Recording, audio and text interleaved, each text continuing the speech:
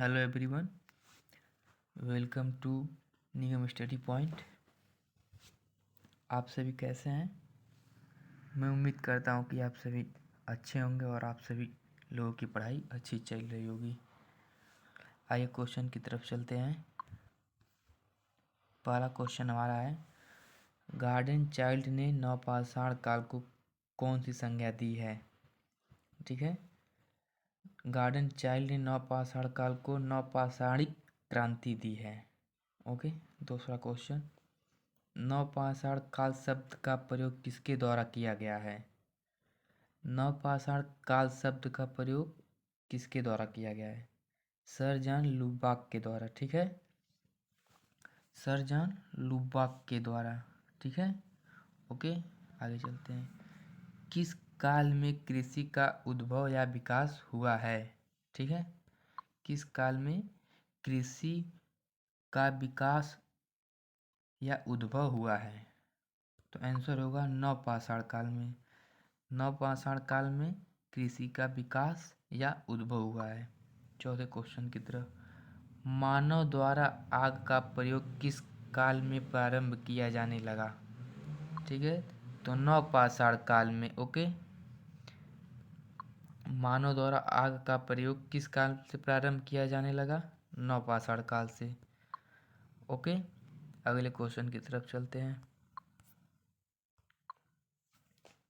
मानव द्वारा पहिया का आविष्कार किस काल में हुआ? मानव द्वारा पहिए का आविष्कार किस काल में हुआ? तो बता देंगे नवपाषाण काल में। ओके, मानव द्वारा पहिए का आविष्कार नवपाषाण काल में हुआ। ओके, अगला क्वेश्चन की तरफ, मानव द्वारा अस्थायी निवास की प्रवृत्ति किस काल में विकसित हुई? मानव द्वारा अस्थायी निवास की प्रवृत्ति किस काल में विकसित हुई? नवपाषाण काल में। ओके, अस्थायी निवास का मतलब है कि एक जगह रहने लगे, एक जगह रहकर। प्राचीन कृषि का साक्ष्य कहाँ से प्राप्त हुआ है?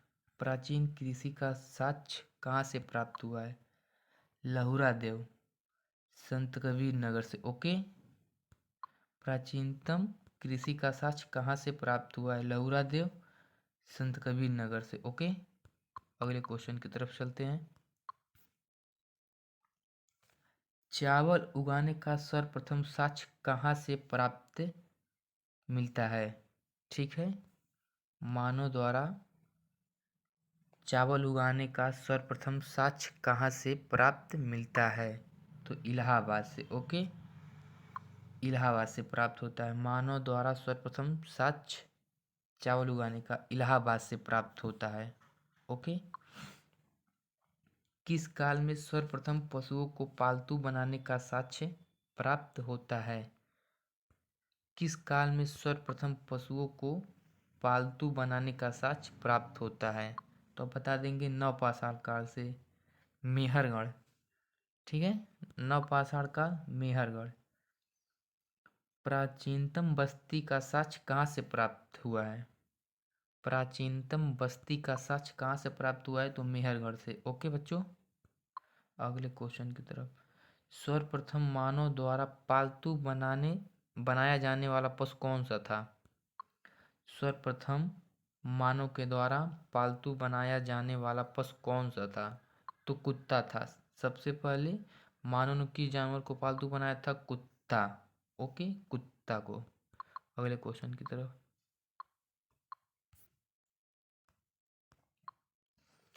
किस जगह से मानव और कुत्ते को एक साथ दफनाने का साक्ष्य प्राप्त हुआ है? किस जगह से मानव और कुत्ते को एक साथ शव को दफनाने का साक्ष्य प्राप्त हुआ है? तो आप बता देंगे बुर्ज होम, जम्मू कश्मीर में है ये। बुर्ज होम जम्मू कश्मीर में है। मानव और कुत्ते को एक साथ दफनाने का साक्ष्य बुर्ज होम, जो जम्मू कश्मीर में, वहाँ से साक्ष्य प्राप्त होता है।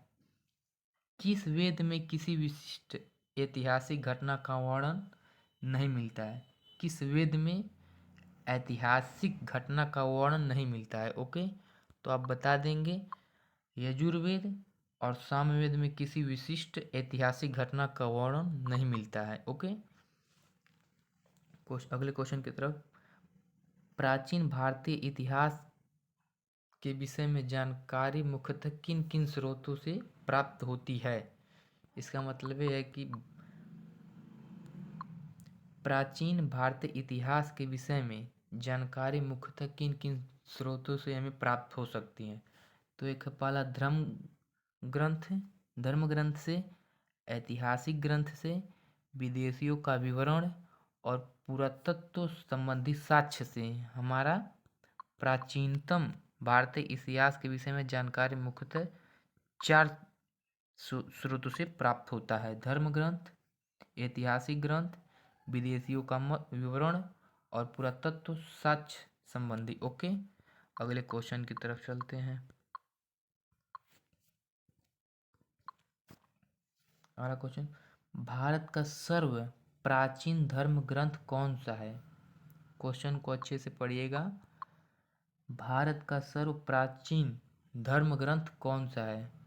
तो आपका आंसर हो जाएगा वेद। भारत का सर्व प्राचीन धर्म ग्रंथ वेद है। ओके बच्चों, कार्बन डेटिंग पद्धति का जनक किसे कहा जाता है? कार्बन डेटिंग पद्धति का जनक किसे कहा जाता है? तो वीएफ लीवी को कार्बन डेटिंग पद्धति का जनक कहा जाता है।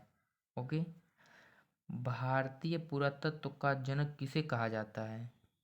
भारतीय पुरातत्व का जनक किसे कहा जाता है? ये अक्सर एग्जाम में देखने को मिलता है बच्चों, इसे नोट कर लीजिएगा डबल स्टार बना के। ओके, भारतीय पुरातत्व का जनक किसे कहा जाता है? तो अलेक्जेंडर कनिंघम को भारतीय पुरातत्व का जनक कहा जाता है। ओके, भारतीय पुरातत्व का जनक अलेक्जेंडर को कहा जाता है। ठीक है बच्चों, अगले क्वेश्चन की तरफ। मिट्टी के बर्तन सर्वप्रथम किस काल में उपयोग किए गए थे? ओके, सर्वप्रथम मिट्टी के बर्तन किस काल में उपयोग किए गए थे? तो आप बता देंगे नवपाषाण काल में सर्वप्रथम मिट्टी के बर्तन का उपयोग किया गया था। सर्वप्रथम नवपाषाण काल में मिट्टी का बर्तन उपयोग किया गया था। ओके, तांबे का सर्वप्रथम कुल्हाड़ी कहाँ से प्राप्त हुआ है? तांबे का सर्वप्रथम कुल्हाड़ी कहाँ से प्राप्त हुआ है? अतिरपक्कम, तमिलनाडु से। ठीक है, तमिलनाडु में एक गांव है अतिरपक्कम। ओके, अतिरपक्कम तमिलनाडु से। तांबे का सर्वप्रथम कुल्हाड़ी कहाँ से प्राप्त हुआ है? अभी तक ये क्वेश्चन नहीं बना, बट एग्जामिनर एक क्वेश्चन बना सकता है बच्चों, इसे याद रखिएगा। ओके, अगले क्वेश्चन की तरफ चलते हैं। आदिमानव का मूल स्थान। ठीक है, ये जितने मानव हैं ये नर मानव थे। ठीक है, ये सब कैसे मानव थे? नर मानव। ओके बच्चों, याद रखिएगा ये सब नर मानव हैं।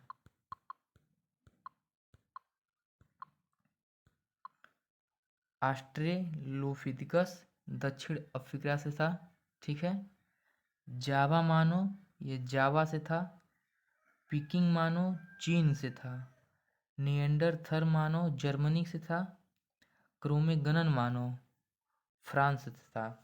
और होमोसेपियंस मानव पामीर से था। ठीक है बच्चों,